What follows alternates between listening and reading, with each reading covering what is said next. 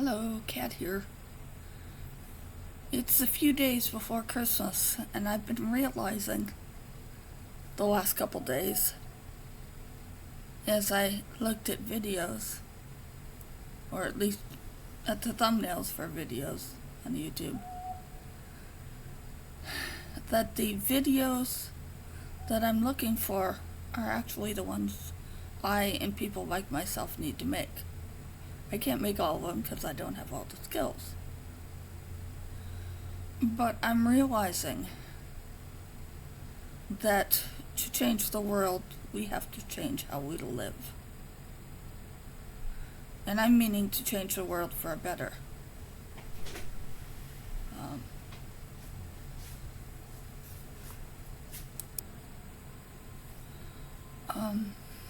Sorry about that. I had to pause the video for a second there. Yeah, this is how I feel when I contemplate the big things. Like, there is so much change to be made in so many areas. And I think, what can I do? And then I think about it a little more, and I think, well, I could buy what I need, not what I want. I can mend clothes or alter clothes so they fit, or make new clothes from old clothes. I can be careful what type of foods I buy and eat and where I buy them. I can be kind to people when I'm out and about. I can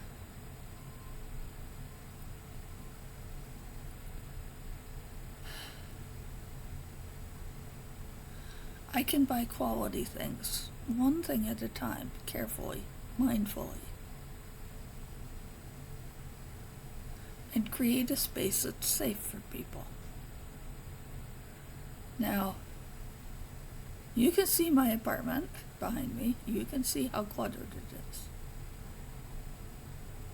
I don't have much money, so I'm having to go through and pick up, pardon me, I'm scratching it.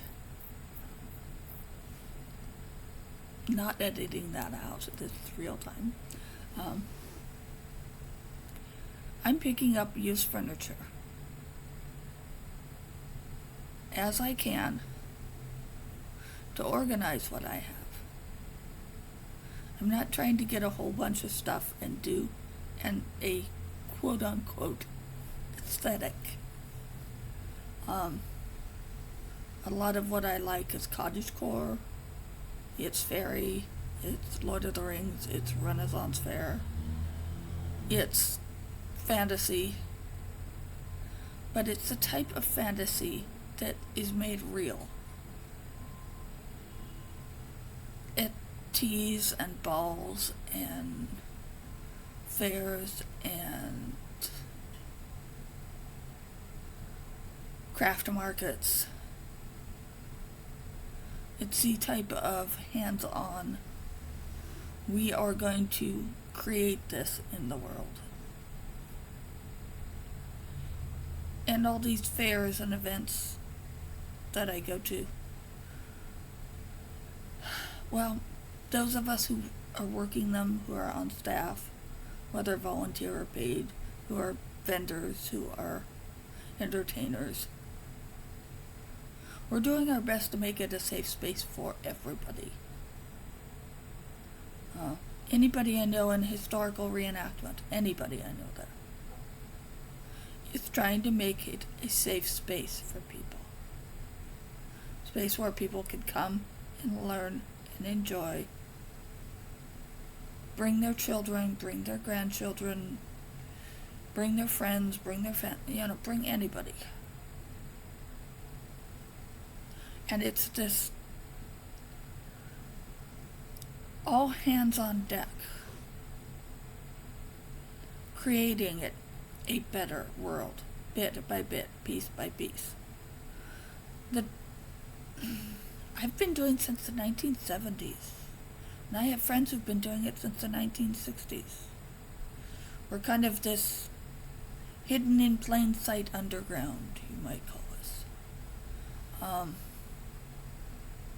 We always try to make the space safe for people. And yes, there's a certain amount of consumerism involved in the fairs and markets. This is how people make their livings. But it's also quality stuff. It's not cheap, made in a slave labor factory garbage. It's actually craft work. So that you can talk to the people who either make the craft or the people who go to the family that makes their designs, where you find out that you have to order and put your orders in the fall to have things by the next spring, because the merchant only goes once a year with orders to the family in a tiny village in the hills of Indonesia or in Peru or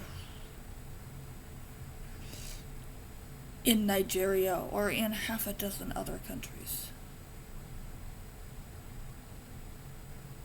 They go to the crafts workers to get the craft if they cannot make it themselves. But they design it and then hand it to the craftsperson to make. It's not fast fashion.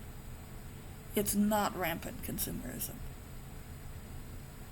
It's a slower pace, a more careful, mindful life. And so that's part of what I do. I'm one of the people you usually see at front gate. Half of what I'm wearing is what I've made, and half of it is from other people. That because I'm getting older and I have enough clothes that I can alter them to make them into what I need. But sometimes I want a specific piece, so I either have to buy it from a small merchant or I have to make it. And making it, I usually try to get my material secondhand. It's part of what I do, part of the all hands on deck, making the world better idea. So here it is. You are welcome to join. And I wish you happy holidays. No matter what you choose to do in your life, I wish you well. And thanks for watching this video. Bye.